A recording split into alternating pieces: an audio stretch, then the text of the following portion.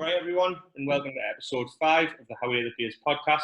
I'm Kris from How Are the Beers on Instagram, and as always, joined by David and Alex from the Hop Guys on Instagram. Today, we are joined by Olly and Emma from Merakai Brewery.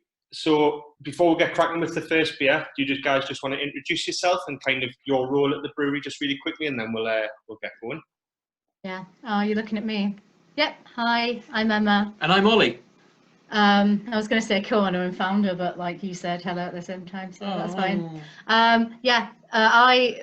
He's the brewer, and I do everything else. That's it, really. Short and sweet. Technically, I'm the delivery driver as well, because she doesn't have a driving license. So. No. Well played on that one. So today we've got a pale ale to go through, a double IPA and a stout. So we're going to start on the DDH pale. So Olly or Emma, I'll let you decide who. Do you just want to introduce this beer and talk a little bit about it? Oh yes, this is the second beer we produced. It's called I'm Your Biggest Fan. It's a 5.2 double dry hop pale ale. It uses a fairly simple malt base. I tried to go quite light on the malts so that the hops shine through. It uses Mosaic, Azaka, Amarillo, and Equinox. That's the one, yeah. It's dry hopped quite high for a pale, so hopefully you get that aroma and hit, even though you don't have to worry about the ABV too much. That's lovely. That I'll tell you what I notice about that more than anything is it doesn't drink as what's the word I'm looking for? It's not as like thin as a normal pale ale or quite as toned back as a normal pale ale. That's got a lot of flavour, like you say, but for the ABV, it's that's really drinkable, really nice, but it's not going to put you on your back straight away. No, that's really nice. I'm enjoying that a lot. It's a good sweet spot, kind of on the front foot, doesn't it? It's some DDHs absolutely knock your block off, and it kind of ruins the rest of the kind of flavour that come through. But that's just enough forward stepping just to think, oh yeah, I've got a real good one here. Like, yeah, it's really refreshing as well, though, isn't it? Like you do get that hop hit, but it's really crisp and yeah, it's very suitable after a long day at work as well. I tried to balance it so that you get a little bit of the bitterness in there, so that once you finish your mouthful, you kind of want to go back for another one. Yeah, absolutely. A good sessionable pint beer in a pub, hopefully soon. Yeah. Fingers crossed. It has got that bitterness that it balances it well, but it does make you want that next one or that next mouthful and to keep going back, like you say.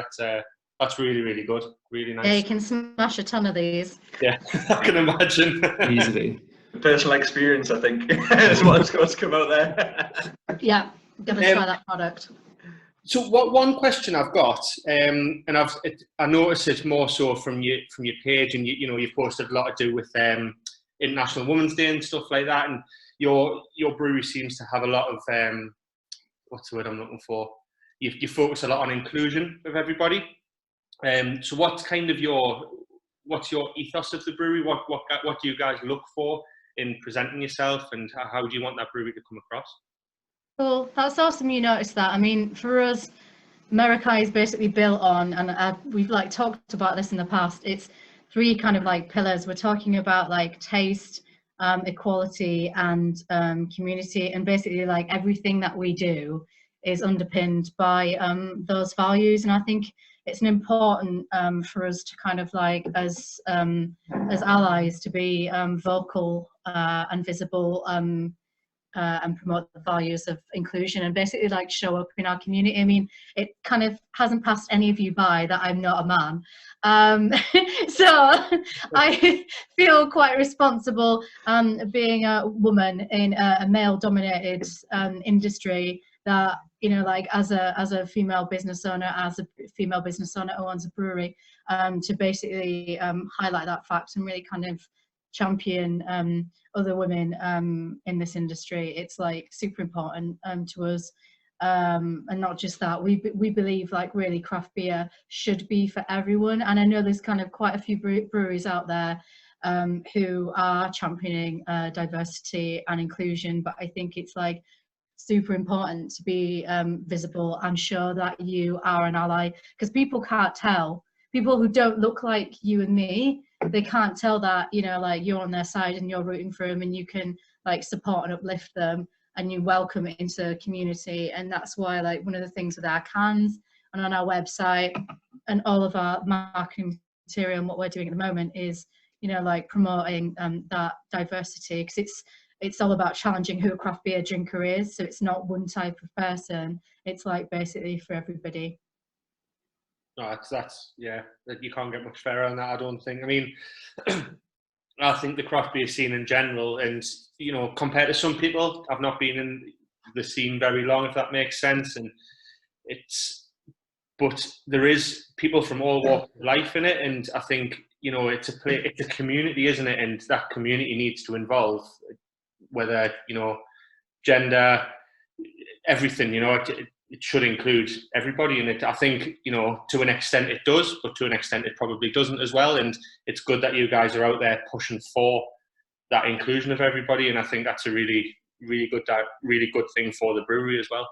Yeah, it's just like as human beings, kind of like, and this is our job, and we've got a platform now, and you know, events that have happened over the past few years, and obviously the tragic event of last year with George Floyd made everybody kind of stop and really question what they were doing, as of, you know, like from a brand and a company and a human level. And, you know, like from our point of view, like coming straight out of the bat and saying, you know, this is who we are, this is what we stand for, is you know, kind of like it's just really important. It's really important to us.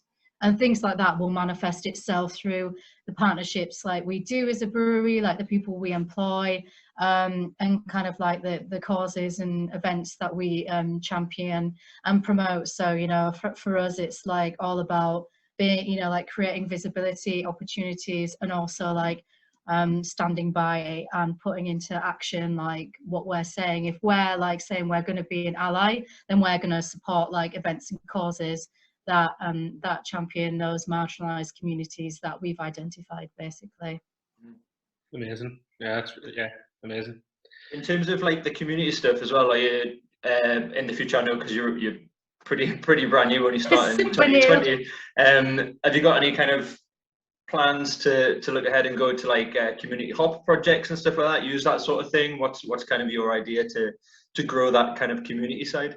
Yeah, so for us, with the community side, well, first of all, we've essentially got what kind of like we're calling our Merakai Collective, and it's just basically like all of the communities on our platform. So we effectively have like a digital community at the moment who are like super engaged, who have the same sort of ethos that we do, and then kind of like to take it out of that and actually in the community where we are. Within kind of like the next month, we have a partnership, and we'll be doing kind of like some fundraising around for Mind, our local Mind in West Sussex, with our beer that we've got coming out called How's Your Head Hun, which is all about trying to I don't know like how many of you are familiar with RuPaul, or whether that kind of like you have partners, right? So yeah, so How's Your Head Hun, but we created it so it's starting conversations around mental health, and then obviously the conversations around you know, mental health, especially like with what's going on with Meghan Markle and the royal family at the moment. It's just so important to talk about these issues and say that, you know, if someone's really struggling, that they're not alone, and take what they're saying seriously and try and help and show support. So that's one of the things we'll be doing next month. So keep your eyes peeled on our socials for that. I'm just currently working things out. But yeah, as we kind of like grow and get bigger, there'll be other areas and other community groups that we'll be working with as well. So yeah, it's just like trying to find the time, put out the beers, get things done. There's a lot to do, but yeah, I'm confident we can achieve what we want to. I think linking it all with the beer as well is perfect, because I mean, drinking alone, it's never good, but when you're with somebody and you can talk about stuff, the beer definitely helps things flow and the mood's a lot brighter, and I think that's going to be an absolutely crazy good thing that you're doing there with that mind. Yeah, we did want to do like money from beer kind of like sold to give to them, but we can't do that just because there's a fine line with mental health and alcohol. So the way that we kind of the way that we can help is to fundraise, and as I said, on our social media there'll be lots of information on there on how people can get involved and basically donate to causes that really kind of help and support people who need it in the community. That's fantastic. I think it sounds really good, and I think especially like you say after the past year as well. I think craft beer is very much you go down to your local pub. Everyone has their favourite pub, and you do share a pint with like all your friends and family. And obviously that's been taken away from a lot of people. So being able to try and, like you say, use your platform on beer to push that is really good. And I think there is, like you say, there's such a big community around craft beer. Like there seems to be very little, like everyone's in competition with each other because you're all running businesses, but everyone looks to collab and things like that. So I think like everyone will be like well and truly behind you. And yeah, we look forward to seeing where it goes. Yeah, thank you. Our community is awesome, and if you want to kind of like lend a hand and help us amplify, that would be brilliant as well. Yeah, all day. Yeah, 100%. Cool. No, that's awesome, man. That's I think that's been a really nice start to this podcast. If I'm honest, it's a little bit of a like what you're saying at the minute, what's going on in the news and everything. It's a bit of fresh air to hear that people are still pushing for the good side of things. You know what I mean? No, I take my hat off to you personally. So first off, how's this pale going down for everyone? Because I'm personally finished it and it was delicious. I'm glad I had my dinner before this. Like, I'm feeling a little bit already. But no, that's really, really nice. It is super smooth and drinking, and like I said before, DDH I think can sometimes scare a couple of people. Just because of past experience, and some people think it's way too hop forward, but that's got a super nice balance. Absolutely fantastic. Yeah, it goes down a treat. Like it's just as refreshing as it was earlier. And yeah, kind of could easily sink that very quickly, as Kris did. I'm trying to hold off. The night is young. Cool. Just let us know when we want to crack into this dipper, and then we can get going with that. But nice. Do you guys want to kind of give us a bit of a journey to how you both got to where you are, and also the journey of Merakai? I know obviously, like David said before, Merakai is in the scheme of things very new, but I think in such a short space of time, you're one of these breweries who kind of before you'd even released a beer, there was a bit of hype behind you, which I think was really good. And you know, there was people sharing your stuff all over Instagram, and I was seeing stuff all over Instagram as well. And I think, you know, some breweries won't live up to that hype. I personally think you do, which, you know, and I'm not just saying that because you're here, obviously, but I think you do. So what was the journey to get you guys to where you are now? Yeah, Oliver keeps looking at me because like the origin story and the genesis of Merakai is basically because I was working in a job, and long story short, I basically got fired because I had a differing opinion to the owner of the company, and I was just like so devastated, and then thought, what the heck am I going to do? Like, what do I actually want to do in life? And thought like, right, I know I want to work for myself. So what can I do? And I thought, well, I have my background is marketing, and I was like, I can do that, but I just can't be asked opening my own agency. I don't want it. And then obviously I've got him. He was doing really well for the brewery that he was working for, making them money. And it was just basically like, okay, I know I want to work for myself. He's awesome at brewing. Let's just kind of build a company around his talent. And like, we both enjoy beer. And that's ultimately it. And the reason why you saw Merakai all over social media is because we had a chat. Oliver knew the Triple Hop guys, and we had a chat and basically said like, look, we're launching our first beer. I I think, God, I ended up sending out 80 samples. Like, as a new business, sending out 80 samples, and I did that like overnight, and it cost me a fortune. And everybody was really sweet, and they were like, "This must have cost you a fortune." And I was like, "Oh yeah, it did." But you put your kind of money where your mouth is, and I know that his beer was good because I believed in him basically. So I knew that if I just put it out there, gave away some friggin' freebies, everyone smashed it on social media, and wanted it, then pretty much killed it and have a really tasty beer. And we started with a dipper.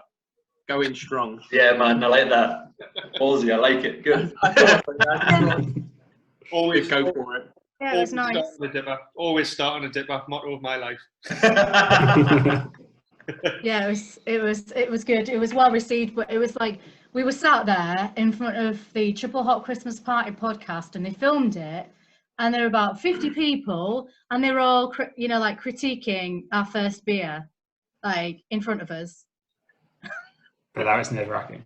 How did that go down? Were you just fire him back straight up, or was it all quite positive? It was all positive. That's good. That's good. Yeah, it was positive. I think the only thing was about we put New England IPA on it, didn't we? On the back, yeah. Yeah, on the back of it, and it kind of like it. Yeah, it wasn't. So we were just like, yeah. I took it off the front, but I forgot to take it off the back. But I mean, it's like fine. It's a cracker of a beer for a first effort. Yeah. You want to get into it because I'm conscious you're Yeah. You're so nice. You should have just said, Emma, like talk us through it then. Talk us through it. What are we expecting with this one? This is, I licked it so it's mine. It's an 8%, again, double dry hop dipper. I based this off of a couple of the big hitters over in America. There's one called Swish, which is by Bizzle Brothers, and then obviously Heady Topper by Alchemist. And it's definitely gone towards more Heady Topper vibes now as it's got older. It's got a bit more of the West Coast vibe coming through, but still has that tropical fruit juice thing going on for an East Coast. Yeah, that's there's a crack kind of.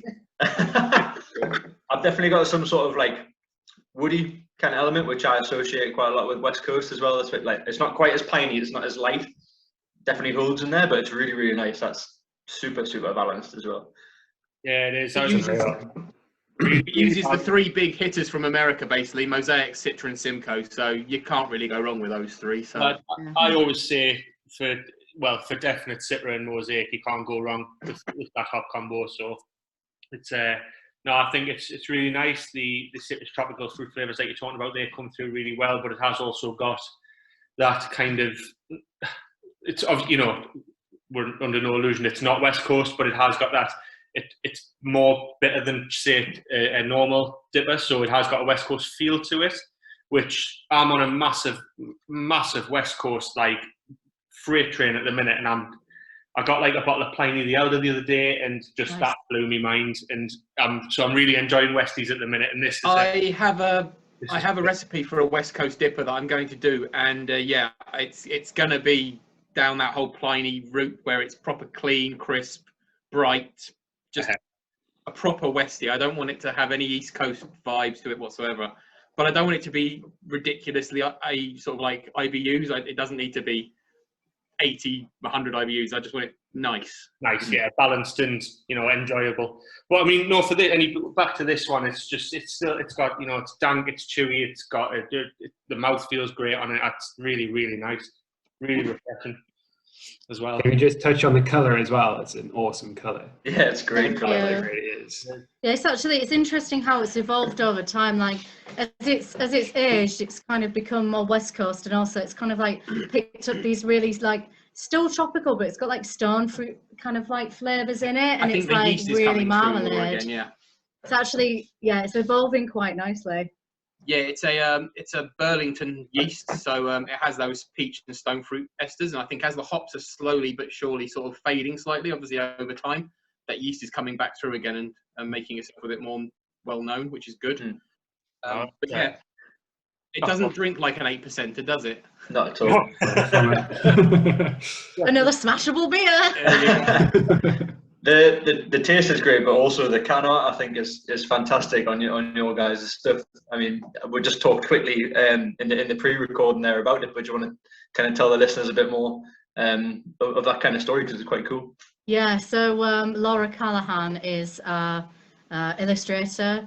She's absolutely incredible, and as I was saying, she's kind of worked with some really, really well-known brands and high-profile brands as well. And I just reached out to her and said, like, look, I love your artwork. I love your point of view, which, as I kind of like mentioned earlier about the whole equality angle, she certainly has like a point of view visually. And I said, I want that for our beer, and I want it because it will just certainly help us communicate that who we are, what we're about, the diversity angle that we were kind of like talking about, and inclusion as well on the cans, but also it like really stands out on the shelf too. And I don't know if you noticed, but Oliver is like a regular figure. Yeah, I love that. And it started out as a bit of a joke, really, because when I looked at So It's Mine launched and she did the artwork, it was kind of, you know, it had like, it's pretty much all women, which I thought was amazing. But then I was kind of like, okay, our market, we need to appeal to everybody, and it's all about equality here. And I thought, well, wouldn't it be a laugh if I just put Oliver on it? So I sneaked in like some pictures and sent her like, you know, some pictures of Oliver. I was like, can you put him in it? It could be any brewer. It's a bold beer. Oh yeah. Anybody. Anybody. So yeah, she did it, and he came home and he was like, oh, what's that? And yeah, you're gonna be on the can. So it's fine. Yeah. Own it. You look good. Yeah. You look good on the can. and that's it. But yeah, I mean, the artwork it's just insane, and she's got a lovely point of view, and it, like, you know, from like a commercial practical term, it lends itself like really nicely to an Instagram and, you know, like generation, just because like the look and feel of it is very good. I mean, we've got really good kind of feedback from certain kind of like pockets of London who just like really vibe off of how it looks. So yeah, nice job. Yeah, looks different really, from what anybody else is doing as well. So yeah. The name's funny as well. I liked it, So It's Mine. I like that. It's a great name. I forgot to mention, I'm your biggest fan. We do have a can. Yeah. So we actually ran a competition before we launched to get like some noise about I'm your biggest fan, to like have one of our collective followers like feature on the can, and that's Tom. I don't know if you can see, his name's Tom. He's from Sig's Beer, and he owns a beer shop called Sig's Beer Emporium. We obviously didn't know this. We picked him at random. Like, you can legit have a look back through like how we filmed it and how we picked a winner. But yeah, it just so happened like that Tom's a blogger, and he has his own beer shop, and yeah, that's he was featured on it. So that, you know, that really helped us out. It worked out very, very well. Yeah. well, we love being on a can. It wouldn't. Well, talking about the cans, and when David just mentioned, how do you come up with the names? Because I mean, Dipper especially is hilarious, the name. But where do you get the inspiration for the names for the beers from? Yeah, it's just from us talking. Like, we can be talking. I think we were sat in the living room and Oliver said something, and I don't know whether it was chocolate or whatever, but it's like, I want it, and he's like, no, I licked it, so, you know, so it's mine. For a beer, that should be our first beer. Done. I'm your biggest fan because people kind of like really responded to Oliver in the community before we started brewing for Merakai, and really liked his beer. So we thought, you know, we'd name it after that and kind of like give a name back to the people who had supported us. And then we put our love in this because it was rude slightly. Well, we put our love in this. Like, does have like a double meaning, but ultimately, I was going to make it a milk stout, and I thought that was too far. No, so. it's probably like a little bit too much. But no, we put our love in this is because the Mera of Merakai is Meraki, which isn't too far away from Merakai. It's basically like a Greek philosophy and a Turkish word, which means putting your everything and your love into basically like what you do. So we just thought, like, you know, we put our love in this, and it came out around like Valentine's Day. Not a coincidence. Like, to sell in marketing, I didn't plan that. So it's just quite a nice one. And then obviously with how's your hair tone that we've talked about is a nice double entendre and a nod to one of the communities that we support, and also highlighting mental health. And then like our next beer, which Oliver's going to kind of like talk about, is called We're Connected, Aren't We? And yeah, that's kind of like coming out soon. So it's everything that's kind of like resonates and tells the story, and basically like reflects the story in Merakai and what we're about. Yeah, and it's either kind of like all about the equality of the community or the taste angle, like everything that our beer is named. It's normally kind of like, you know, on one of those two things. That's cool, man. While you're talking about it, then Ollie, do you want to tell her about that beer that's coming out next door? You're not allowed to say anything yet. Yeah, no. Basically, I have brewed a 6% New England IPA. It's a very pale beer this time. Oops, sorry, Sherry. It's a very pale beer. I wanted to stay away from the golden colour of the dipper and go a bit paler, but I've added a little bit of like Cara red to it just to give it a bit more of that sort of custardy colour, hopefully. It's all my beer is pretty much a double dry hopped because that's just the way I do it.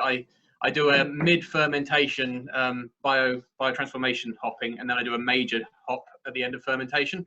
And I'm doing Mosaic, Idaho 7, and Nelson Sauvin in this one. Yeah.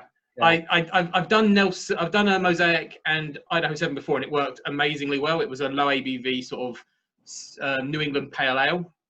So I thought I'd up the ABV and add Nelson to it because you can't really go wrong with Nelson in anything, really. It's sort of just I love everything better. Nelson's my favourite singular hop on its own. Oh. I love Nelson. It's got like a bit of a like white winey grapey vibe. Yeah. It's banging. I absolutely love it. So that one is in tank. I dumped a bit more of the hops and yeast out of it this morning, and it's tasting absolutely amazing at the moment. It's going to be. I think it's going to be the best one so far. But then again, I say that about every beer. The next one after that's going to be the best one so far. So, but yeah, no, I'm very, very, very happy at the moment in tank, and I just have to try and not drink it while it's in tank. Otherwise, I drink all the profits away. So, in terms of the two cans that we had so far, obviously double dry hops, and for me, I'm all about big hops and it being kind of dry as well. I was lived in the US for nearly a year, and I was there when it was really kind of popping off, and everything was really dank, heavy, dry. Everything was massive. So these are kind of really up my street. But what are your types of beers? Are you complete, like vice heads, but you're doing this, or what's kind of your vibes? Go on first. What do you like the most? My beer basically is Belgian beer. I can drink Belgian beer like all day, every day. Like my favorite beer is Brewers Up pretty much, as well as like Straffa Hendricks Quad. And I'm really into like Westmalle at the moment, like all the Westmalles. I just love them, just like the depth of flavor, those kind of like banana esters. It's just really a really enjoyable drink. You know, something light, you know, not too heavy. Mm-hmm. Yeah. And I like all the big stuff again. So yeah, I like the Straffa Hendricks Quad, but I'm a big fan of anything big hoppy, like you were saying. Oops, sorry, pardon me. Anything really, really hoppy. I'm a huge fan of American breweries. I really like Trillium. Some of their stuff is fantastic. What's the other stuff I really like? I'm just going to do that so you can't see the dog. I really like Treehouse as well. One of their beers I had 3 years ago now actually was what was it called again? It was called Moments of Clarity. That was it, and it's their maple chocolate vanilla coffee stout, and it was absolutely sublime. And I'm a big fan of big stouts, big dippers, anything big really. I do quite like. It's got to be punchy with flavour. I like other half as well. So I'm into all the oat creams. The last beer I did for my previous brewery, Arundel, was the triple hopped Green is Good, and we had issues with canning, but the actual beer itself in keg and most of the cans was absolutely just lovely. And it's I like big, hoppy, smooth. Yeah. Yeah, it's just got to be balanced but big. When I look stateside, I always kind of go towards Stone and like Dogfish and Okay. kind of big players like that. That's kind of my my kind of background to it, or like Sierra Nevada as well. I think in one of our podcasts previously, I stated that Torpedo from Sierra Nevada was one of my kind of first ones into craft, like big, heavy hitting on the hops, and it was just it's kind of where my kind of love from it came. And Nice. the two that we've had so far have been right on my street and absolutely class. I'm feeling it. Yeah, you can't go wrong with Sierra Nevada. I did a walk with the brewer of Arundel last week, a sort of like space walk around Arundel Gardens, the Castle Gardens. Yep. And yeah, we bought a pack of the Sierra Nevada IPA, the blue cans. Yep. And yeah, just you forget how good they are, really. And yeah, it was just lovely. So, now you need to cover her up. There you go. To be fair, that when you're talking there about big beers, that leads on quite well to a question we had from one of our followers. So he's called a cheeky pint on Instagram, and he says, "How do you feel about the current trend of massive percentage beers? Because obviously there's we've spoke about this numerous times, me and the lads, and it's last year was highly considered probably the year of the triple IPA by a lot of people, and I dread to think how many beers I drank that were double-digit percentages. Me bank balance, me liver would be happy if I knew. So what do you feel about that current trend that's going on at the minute? I can see the quad happening this year quite a bit. The Quipper. Yeah. Stupid name, but that's probably what it's going to be called. It's a bit of a fad, though, I think. I think it's a bit like that sort of race for the IBUs I was saying, back in like 2007, where each beer got more and more hoppy and bitter and bitter. I can see that happening, and then there being sort of like a revolt and everyone just going for table beers and just having enough of it sort of thing. I've had a couple of good tippers. I've had a couple of bad ones. I don't quite get the tipper thing yet. I prefer a dipper, personally. I find it a bit more balanced. I find the tipper a bit too sweet for my personal taste. But I have no issues with them. I do like an Imperial Stout, though. So, and that can go all the way up to like 18, 19%. Do you know what it is? To an extent, I would probably agree on the tipper side. I mean, don't get us wrong, a couple of my favourite beers last year were triple IPAs, but they were the ones that were done really, really well. I think on the whole, I do prefer a dipper more than a tipper. And I think, the lads have spoken about this before, and I think you two agree, don't you? I think triple IPAs on the whole normally are a little bit too sweet and a little bit just, not even the percentage-wise, just the actual drink is a little bit too in your face and just a little bit unbalanced sometimes. So, no, I understand that, like, 100%. I think sometimes it would be good if you had like a tiny tipper. So if you had just a small can. I was about to say I'm giving you loads of ideas here. Like a Wander Beyond tipper, one of those tiny little just a cans. little, yeah. Because I think 440 is a bit too much, isn't it? Yeah. Sometimes it's 330 of a tipper. I think would be perfect. Sometimes. Yeah. Dipper's the way forward. No? Yeah. No, I don't. No, I haven't had a good tipper yet. I'll just probably, they're just not my thing, maybe. No, all the ones that I've had, they've just been like too much. There's just been too much sweetness, and I kind of like a bit of bitterness. Mm-hmm. Yeah. No, I totally agree. I don't mind sweetness. Again, I like oat creams from Other Half and stuff like that, so they're pretty sweet. So. Well, it's like, like at Christmas, when you get the chocolates and one likes one and one likes the other. We get the best of both worlds. We can just get like all beers and none of them get left behind. Exactly, We just have who likes the bounties? Who gets the bounties? Oh, me. Like, no. What do we disagree on? It's the quality street. I like all the toffee stuff, and Emma likes the nut stuff. So. Oh yeah, you won't have the purple ones. You won't have the purple ones. Overrated, so overrated. The purple ones. No, so they're not. overrated. The long, thin yellow ones. I like you, David. I like the coins as well. But, the purple ones are the best. One second. I've got to agree, mate. Costa brought out a purple one, hot chocolate, which was top draw. It was really good. Yeah, it was. I mean, we're going totally off beer, but yeah, that hot chocolate. Well, no, not really. because then, you know, that leads nicely back into like inspiration about beers, and you know, they mostly come from like confectionery, don't they? I mean, especially like Other Half with their dessert stouts. They have like a dessert fest. Bloody hell! I just don't know how.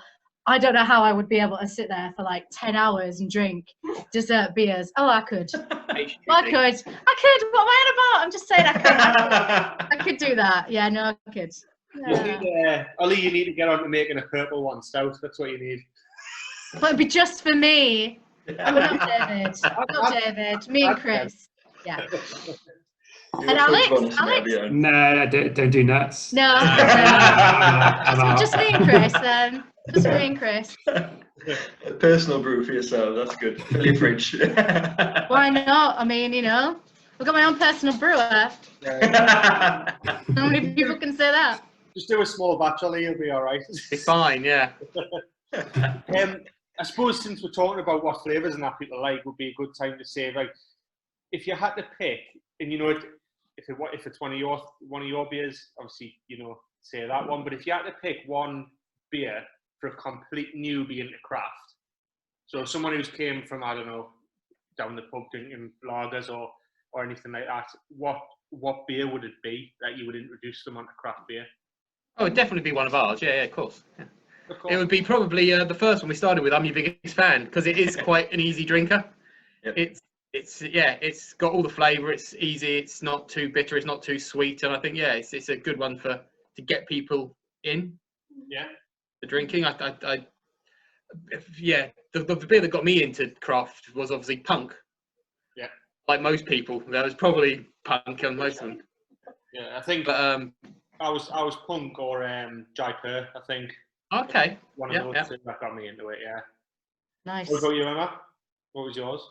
Well, the first beer that got me into craft beer. Yeah. It was like, I can't lie, it was like Brewdog dominance in like 2014, pretty much. Yeah. This isn't going well. I'm so sorry about that. It was kind of it was a punk style IPA. I've never tried anything like it before, and it was just like hops would like it smack you in the face. Like, what is this? This is like, it's really just delicious, delicious. I don't think punk tastes like it used to. That's like that's my only thing.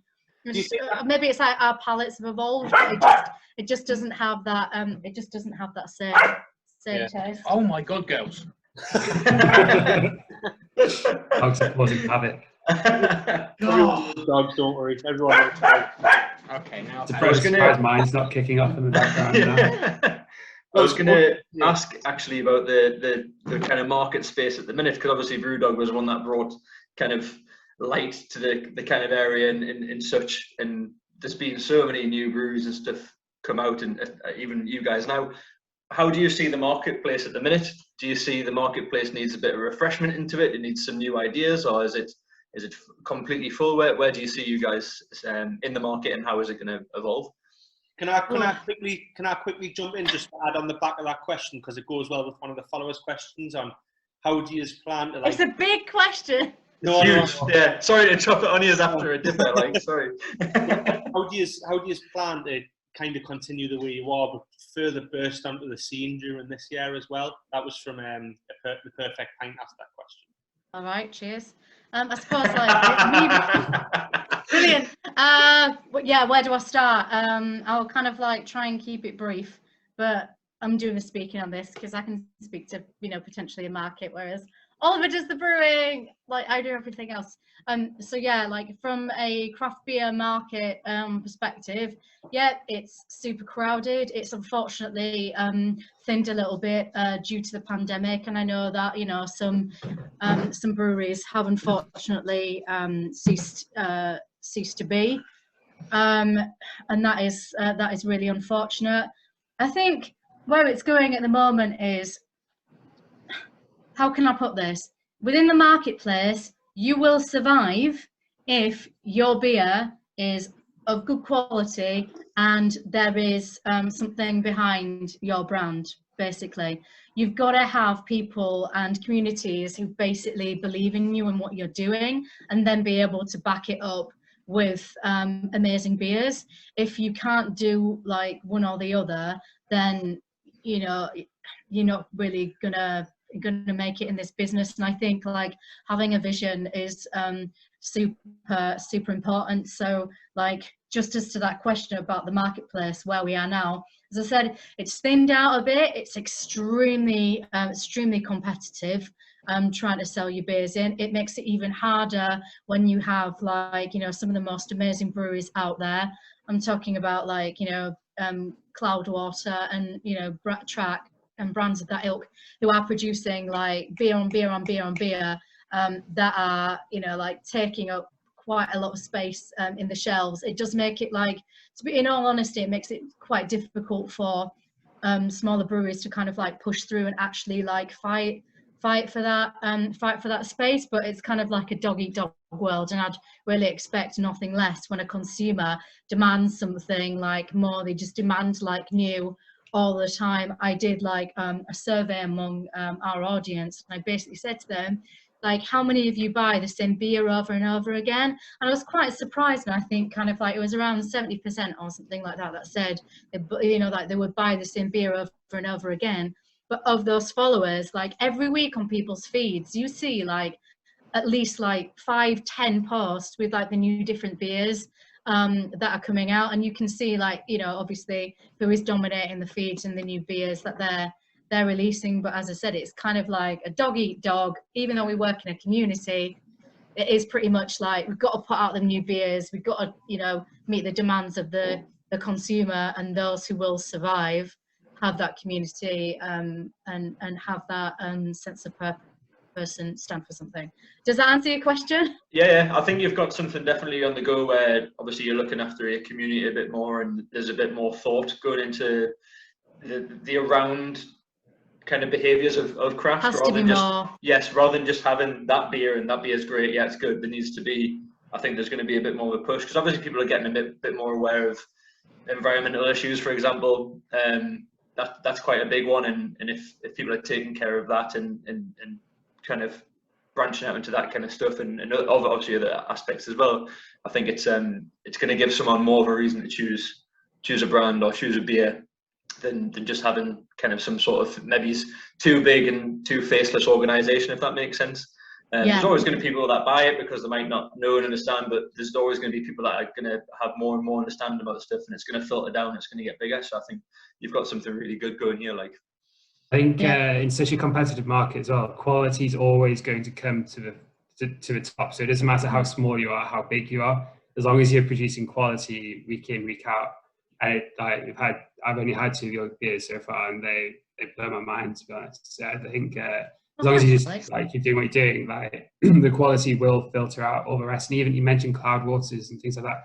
I've been put off Cloudwater for 3 or 4 years just due to the price tag, and as big as they are, as big as the reputation they had. I'm hoping we don't have Cloudwater lined up on it.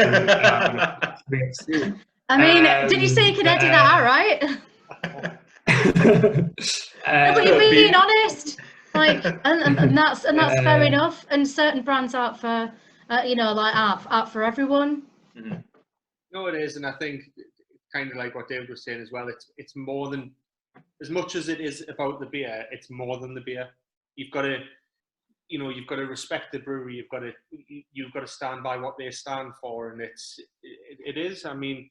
And kind of, I can't remember which one of you lads said it, was some breweries, and I'm not going to name any at all, but some are that big that they are faceless, and they are just, you don't think that there's a brewer standing there making them beers, or there's somebody that owns that brewery. You don't think about that because they're that massive that you overlook that, and oh yeah, there's them beers again on the shelf every week. And I'm not going to sit here and lie and say I don't buy the big breweries in the country's beers, because I do, and it's because there's no doubt in that they make good beer, but there's you guys, you know, and other kind of smaller breweries, there is more of a face to it, and there's more of a personality to the brewery, if that makes sense. I think this year and last year were a good year for breweries to start up, because all the original breweries that were small have now all sort of become a little bit bigger. They've all upgraded to these newer, bigger kits. So there's this marketplace for these smaller breweries to come through, hopefully, and push through where they've sort of moved into the slightly bigger leagues.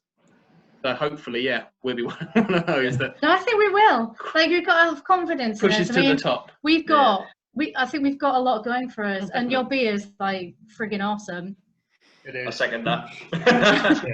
Yeah. Do you know what I mean? And it's really nice when you kind of like meet people like yourselves that actually are like, yeah, we want something different, and we, you know, like we always say about the person who drinks our beer, they want something more, like, and what we're going to give them, and it is about the whole package and the whole thing, and creating like spaces and opportunity for people just to kind of like really be their authentic selves and support everyone.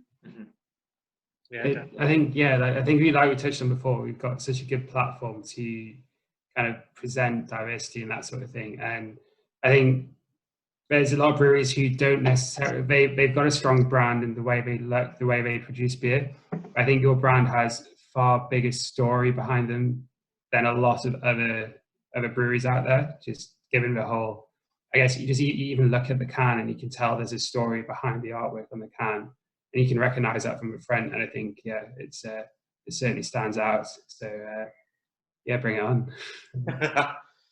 Is everyone ready to crack this stout? I am 100% ready. Oh, I love it. I ain't even finished this. Let me down it. Go. This one you got Too old. This one you need to pour a little bit harder. I've nitroed it. Yeah, pour it like I poured this one. It'll get a bit more nitro. I wouldn't pour the whole can. It will probably go over. There's about half left. Well, about a quarter. Next one. Yeah. Fantastic Can you see artwork. Oliver? Like, where is he? Can you spot him on the can? What's the can? He's upside down holding a rope. He's upside down, yeah. Upside down. So this one is, yeah, we put our love in this. It's a 6.5% Boston Stout. I can never remember if it's 5 or 6.2 or 6.5 and I brewed it. He brewed it in a nurse's store. You just guessed. About that. I've had this to know. But yeah, no, it's a 6.5% Boston Stout. I kind of came up with the Boston Stout thing. It's like an American stout, so it's got quite a complicated grain bill, unlike a British or an Irish stout, which is quite simple. Normally, it's just roasted barley and a bit of caramel in an English and an Irish stout. This one has 12 different grains and oats in it, Right, okay. to try and give it complexity. But unlike an American stout, I've toned the hops back, so it's only got Columbus in it for bittering and a tiny bit of flavour. So it's definitely more malt forward, and it's sort of it's a stout that I noticed that there was a lot of in the sort of Boston area. Trillium had one, Secret Stairs, and then yeah, all the Treehouse ones are sort of more like this as well, where they're more about the grain than they are about the hops. So I love this beer. I love a stout. I love I used to love Guinness when I was a teenager. What sort of teenager drinks Guinness? Do you know what I mean? the Yorkshire one. Yeah. Yay! Well, maybe it's a northern thing. Happy with the Guinness. Yeah, loved it. Loved a Guinness. Yeah. 18 in the school uniform in the pub opposite the road. There was a pub opposite like the boys' school that I used to go to in sixth form, and we were wearing a green uniform, so we'd go over there and drink Guinness at lunchtime. It was allowed. You're 18. You can go in a pub. It's legal. I still love Guinness. Who doesn't love Guinness? You know, it's Guinness is awesome. No, that's you know what I like about this is the carbonation level on this for me is perfect. It's just really smooth, but it's got like you still know you're drinking a beer, but it's, you know, does that make sense? You know what I mean? It's that's great. The flavours coming through there are lush. You get that slight hint of, you know, you get the typical stouty flavours coming through, like the roasted malts and stuff like that. But you've got a bit of coffee coming through. You get that chocolate tinge at the end, and I'm liking that. That's really, really good. Really good. I see why you like it so much, Emma. I think you get so many flavors. It's quite hard to kind of pinpoint. Just like stouts, you tend to get a lot of coffee or a lot of licorice or along those lines. While this one, you just got so many flavors coming through. It's actually hard to I'm finding it quite hard to pinpoint exactly what's coming through. It's kind of makes you just want to keep drinking to try and find out what they are. It's quite. I probably don't have a refined palate. It's quite similar to the Snake Island that we had from Full Circle when we did a podcast with Full Circle, and it's very similar, and that's a big compliment because their stuff is of really good quality as well. It's got a really good depth to it, and I think for me a stout definitely has to have a big malt profile with it, and some people really don't step anywhere near that mark. I think they're a bit frightened to do it because malty beer, I would say, is probably less popular than like more hoppier type pale ales and stuff like that. But if you go and be bold, I think you're going to get so much more out of it, and people will keep trying and trying. They'll try new things all the time. If they keep dipping into a stout that's got a good malt, they think, oh, this is how it's meant to taste. It's actually full of flavour, not half and half, if you know what I mean. But this is fantastic. I also quite like the fact that you've kind of gone straight out with a stout. I think a lot of breweries might have been tempted to go out with kind of a slightly kind of more pastry kind of stout, like the sweeter, like dessert stout. While I think just going out for pure stout is really good, and it actually brings out, actually, this is what a stout should taste like. This is what we're all about. Instead of throwing in some chocolate brownie or something like that, which some breweries might have done. I was probably going to do a pastry stout, and then I thought about it and was like, it's coming up to sort of spring, summer, and I wanted a stout that was good on the ABV, but not too sickly and sweet, because obviously you don't really want to have a pastry stout in the middle of summer or on a 24-degree day, and you're sitting there going, oh, God, that's thick. Whereas this has got body to it, but it's not sickly or sweet. It's there, but it's not overwhelming. And I thought I might as well go and do something I haven't seen many people really try and do over here that much. I think the sickliness in a summertime for me needs to be kind of maybe in a cider form or something very light, isn't it? But I mean it's perfect for the darker nights where you're going to have more of puddings and desserts that are going to have more of a sweet nature, like the fig and stuff like that. Get really in there with that sort of stuff. That's you're 100% right with that for sure. It's kind of, this is perfect. Now the rugby's on. It's just perfect just to kind of like sit there and smash it. Yeah. You know, because it's just like... I like where you're coming from, man. It's delicious. It's so tasty. We had, when this first came out, we launched it with our local pub, the Brooksteed, to basically support them because they obviously hadn't been open. And we did it, food and beer tasting. We had like a really delicious, like, oh God, was it like blue cheese and this stout, and it's just like incredible, just incredible. Really, all the beers are being super quaffable. Delicious. Like you could have loads. I mean, yeah, no, you can, and you can. Maybe don't have loads of the deep end because you'll be on the absolute floor. But it's do you know what happens?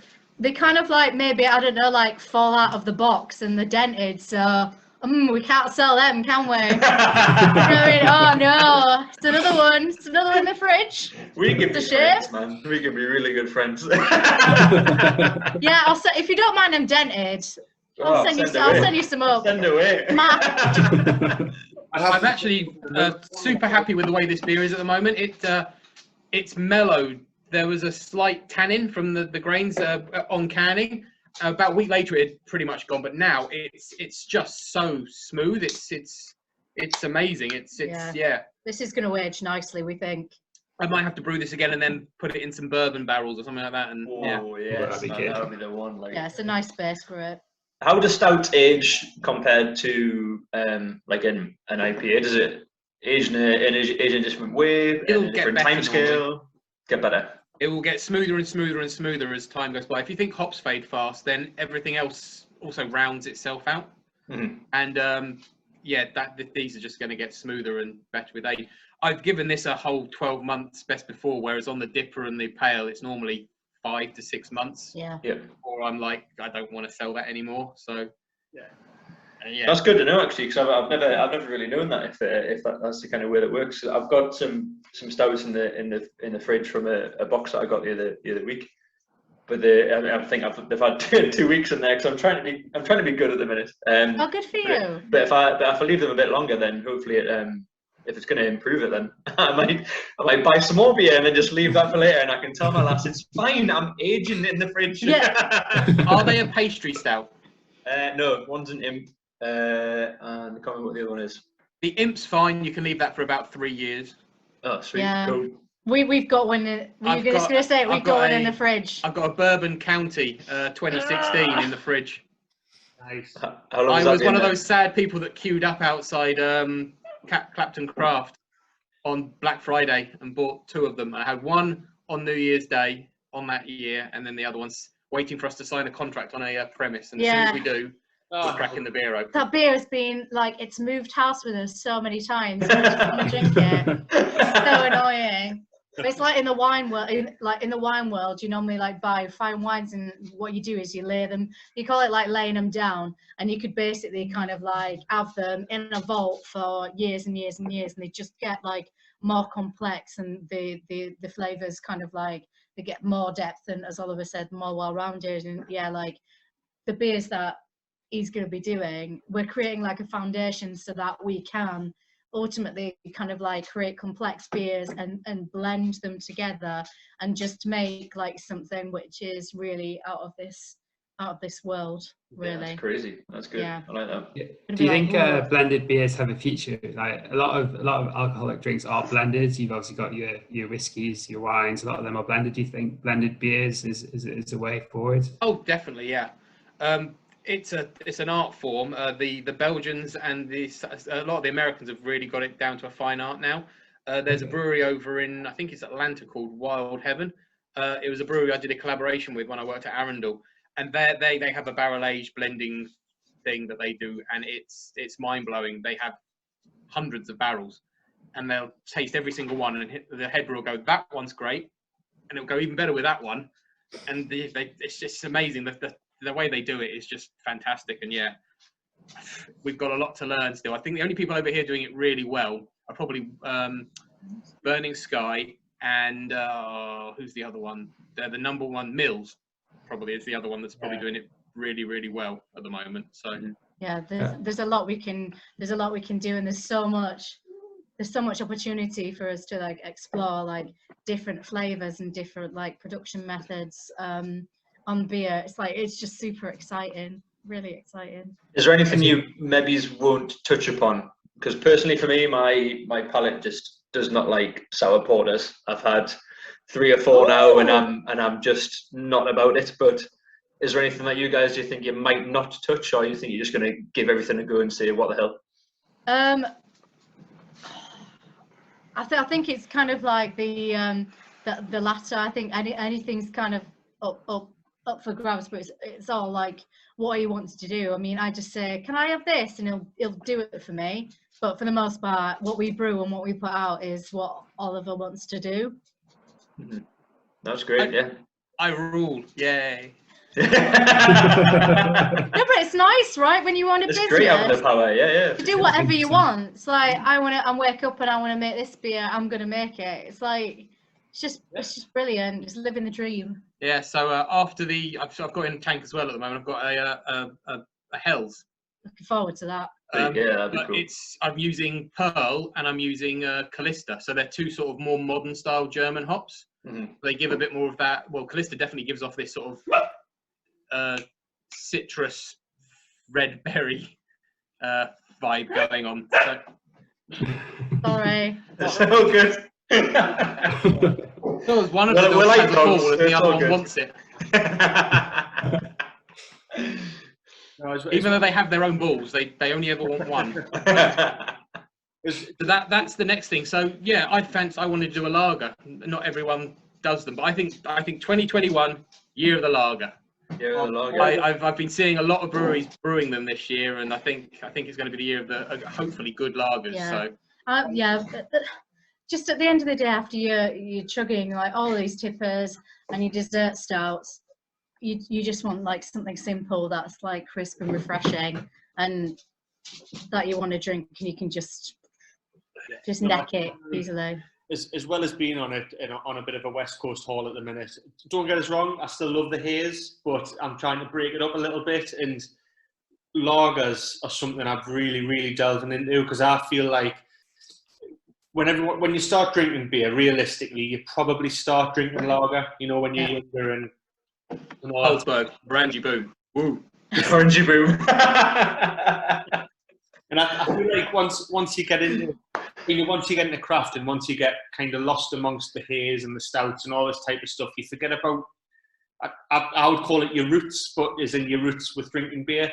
And there's some breweries are making absolutely fantastic lagers at the minute. And I actually watched your guys' story on Instagram when you were making that lager, Ollie. And oh, yeah.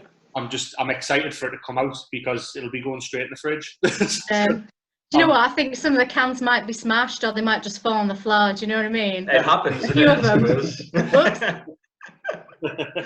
I think it's good drinking our profit. She really is. Like, it's fine. I've got to sample them to make sure they're good. I think it's good trying to like do a lager, but do a lager good, because there's quite a lot of obviously lager lovers out there, and that's all they'll ever drink. That's all they've ever wanted to drink. It's all the dads ever drink. Blah, blah, blah. They're quite old school minded and won't progress forward into something maybe is a bit nicer and a bit more cultured. Maybe I'm saying because I've transitioned, but it's great to have something like that that's going to be there. That's great, because I mean they'll probably drink the same lagers in the same pubs, but if that pub then gets something and go, oh, you know what? Yeah, you've been here loads. Try a half, and they'll go. Like they'll have that kind of euphoria moment, then they'll start experimenting a bit more. It's such a gateway for quite a lot of society, I think, is doing a lager, but doing a lager well. Because I mean, in the craft industry, I think quite a lot of lagers have got a bit of a not bad reputation, but they're like, yeah, it is what it is. But sometimes, every now and again, someone comes along and absolutely smashes out. I'm sure, Kris, you've just said you've had quite a lot of lagers coming through at the minute, and it's. What is it? I'm sure there's been a standout for yourself. I'm quizzing you now, not our guest. But hang on a minute. Don't talk about that, Kris. We'll talk about like our lager. It's somebody else's airtime, right? No, there isn't. I won't mention the name or anything like that. But there has been a couple of standout lagers for me, and realistically, you try some and they're not great. They are just a bog standard lager. But some do stand out, and I think lager is probably one of those styles where it's quite hard to stand out, which you guys will know that. And I think if it's one of those things where I think if you want to make a lager, it's going to be good. If you feel like you need to make a lager, it's probably going to be a bit average. But it's going to be amazing. Yeah. So you guys want to make it. You know what I mean? You're excited by it. You're excited for it to come out. It's not just we've made every other style going. Let's chuck a Helles in or a Keller or a Pilsner or whatever. But in the scheme of things, it's coming quite early into your brewery's beer collection, if that makes sense. And I think that's exciting, man. Because I love a lager. I love a lager. Yeah. I think there's nothing better than sitting just with especially I know it's not quite warm yet, but especially on a hot day and just cracking one at like 3 o'clock in the afternoon. I mean, on a weekend, obviously. Your boss isn't listening. I mean, no rules. It's COVID. Rules are good. Airport rules is what it is. Yeah. Like, is it 12 o'clock yet? It's 5 o'clock. Somewhere. Somewhere in the world. We've mentioned like all sorts of different styles of beers, and so from our pastry stouts to our lagers to our tippers. Do you guys, I guess obviously you're still in the very early days of your brewery, but do you ever see yourselves kind of having a core range of beers? If so, kind of what would they be? Or is that kind of the dream? Or do you guys just kind of vision yourselves wanting just to keep experimenting, keep brewing what you want to brew on that day? We have them. We came out like as soon as we came out. It's pretty much like Dipper. I liked it, so it's mine. Core range. I'm your biggest fan. Pale ale. Core range. Like we put our love in this. Stout.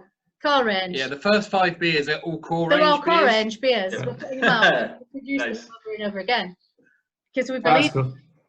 The sixth beer, however, is a collaboration beer, and it's a extremely highly fruited goes, which will be nice. Can you say who it's with? Yes, hopped sauce. Cool. Nice. He's going to come along to the brew day and brew with us, and we've collaborated on the ingredients going into it. And then he will take that and the beer and put it into the hot sauce and make a hot sauce from it as well. So it's going to be That's sweet. awesome. Yeah. Oh, that'll be class. Yeah, it sounds really nice. That's pretty cool. It's actually good that came up because one of my questions was going to be if you could collab with someone, would you do it? But But just so you know, we would definitely like to collab with Wylam. Just if you know any of them, by the way. Honestly, I don't know if you've heard like any of the other interviews that we've given, but pretty much every time Oliver has always said Wylam. Hopefully they've got the hint. I'd like to. Thank you very much. It's no secret that I am a complete Wylam fanboy. Love them. Love them. I think we all are, aren't we? Yeah. No joke, they are they are pretty much one of our favourite breweries, and some of the nicest people. Like we met them, they would have no idea who we are. Met them a couple of times at like Hop City Leeds, because obviously like that's where I'm from. And every single time, so nice. They had time to talk to you about their beers, what they're about. Just lovely, down to earth, not up their own asses. Mm-hmm. And I just no airs and graces, and just so genuine. And like that's exactly what you want in a brewer. You want someone who's approachable and will just like take time out to have a chat with you, even though they're knackered.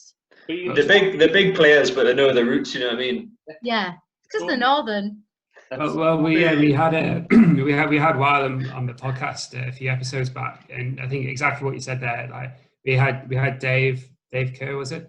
And he's the soundest bloke I've ever met, proper down to earth, and he's just so passionate about the whole entire industry. He wasn't just talking about Wylam; he's talking about other breweries and just the way the whole industry's going. And cheeky question. Did you take some inspiration from Wylam's can art by having the little black strip down the middle? No. I did notice it once our designer designed it. I did look at it and go, oh yeah. There's a little bit. I was like, I'm fine with that. It's just like it's the only way that when our logo was designed, it's how we can actually practically fit it on a can. Because if we put it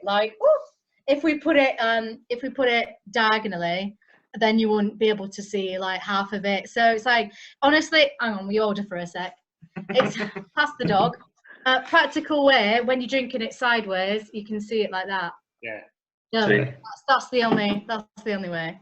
Yep. Yeah, thanks for pointing that out. But happily just copy like one is there in today, and they're awesome. Like, yeah.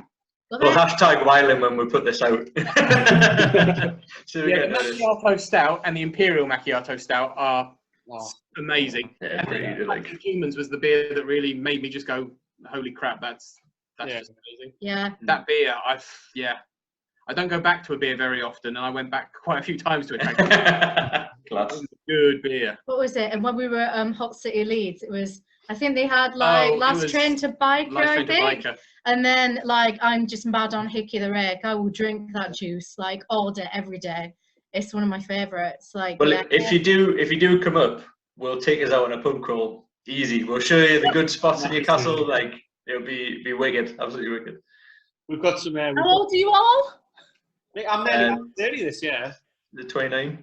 Brilliant. Yeah. 28. Yeah, 39, 40. I'm not 40 yet. By the time this comes out, maybe. No, I'm joking. Yeah, we can keep up. It's absolutely fine. Exactly. We're not going clubbing. We're just saying it's a really good bar. That's all right. That's fine. Yeah. A nice pub. Have you seen Ollie's beard? He will drink us under the table. So we'll just tag in, tag out. It'll be fine. I'll do the first couple hours. Kris, then you next. Then Greg can finish. It's all good. I'll take you all down. I will take you all down. She's a drinker. I'll take you all down. We'll have a competition. Should we do just a couple of quick fire? Just literal quick fire questions that came from some followers and stuff. And So, Tough Beers says, why does Ollie have such a sexy beard? That was one question. So, I mean, I don't know if there's an answer to that. A naturally gifted beard grower, and lockdown helped because there's no barbers open. So You can actually see how long it is. He's wearing like a dark. Oh, hang on. Wait, You said you could put this out on video, right? It's all one. You can get more It's all one followers. piece. Do it again. No, don't. big beard. Yeah, agreed. And as I said Beard before, goals. this was trimmed today, so it was bigger It and was more. bigger. It was out there, so yeah, it had to be trimmed back in again to make it a bit more respectable. Yeah, but I it's there. keep wanting to grow mine massive, and I mean, it's not at the minute, but it does sometimes get like quite out there, and then I end up bottling it and shaving it off and regretting it. The moment the shave. I have shaved my beard off once, and Emma said if I ever do it again, she'll divorce me. So it's not happening, really. That's the support we need. I look about 12 years old. So No. yeah. So when I'm really old, I shave it off. I look No, fine. So. never. Sorry, I mean, I can't take mine fully off, because if I take mine completely off, I look like someone's drawn a face on a thumb. So I'm Yeah, it's not for everyone. Blue face isn't for everyone, and it's fine. You look great with a beard, Kris. Don't worry about it. Don't worry about it. Let's go. What's your favourite beer and food pairing? Both these. I had mine this afternoon, a big greasy stacked burger and a nice sort of West Coasty IPA. So that was good for dinner. Yeah. Nice. For me, it's a Belgian beef stew and a kind of like a thick kind of like heavy double, I think. Nice. Delicious. Yeah. I make a mean Belgian beef stew. Oh, it's wonderful. Yeah, it uses about a block of butter in it. It's fine, and about 5 onions. It's delicious. Drop It's me the incredible. recipe. It's I'm incredible. down Beef for that. cheeks. Yeah. Beef cheeks, get it. You get like a baguette, fill it, butter, dunk it in. It's a really nice. Oh, and also like, not to promote the beer, I know this is quick fire, but like he made me, when this first came out, he made me a Welsh rarebit using we put olive in this, so I had it, and then this for breakfast. It was brunch. Brunch. Got to make that clear. And it was delicious. Yeah, it was delicious. Awesome. Yeah, I'm gonna have to put an 18+ rating on this. Perfectly fine.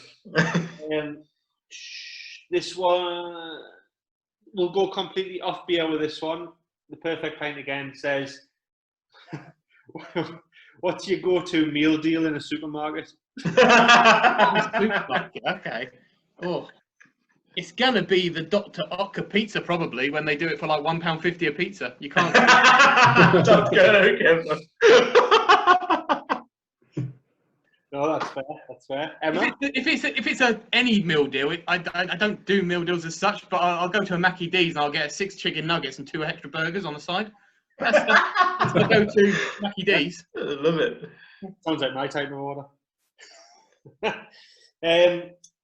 This one's quite good. If you could sit down with any one person and have a beer, who would it be, and why? Anybody in the world. Yeah, no, like I'm just going to be sentimental about this and say, like, I've got a twin sister, and I haven't seen my sister since Christmas, like 2019.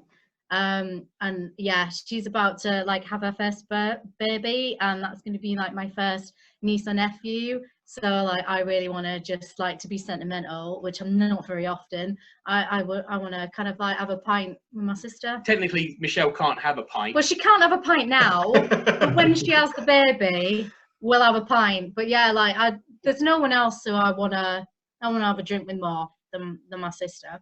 That's great. That's fair enough. Like, Ollie, what about you? I